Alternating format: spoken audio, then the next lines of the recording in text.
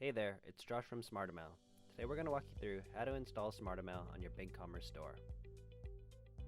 Let's start on the SmartrMail homepage. From here you can start a free 15-day trial. Just click on the Get Started with BigCommerce button. You'll be redirected to a BigCommerce login, or if you're already logged in, you'll just have to click through a few buttons to install. Once you've done that, you'll be transported to the dashboard, and will automatically start importing your customers, products, and purchase data. This can sometimes take up to 10 minutes depending on your store size, so in the meantime, you can add your sales tracking code. Once you copy the code, you'll need to go to the Advanced Settings page in BigCommerce, and then to Affiliate Conversion Tracking.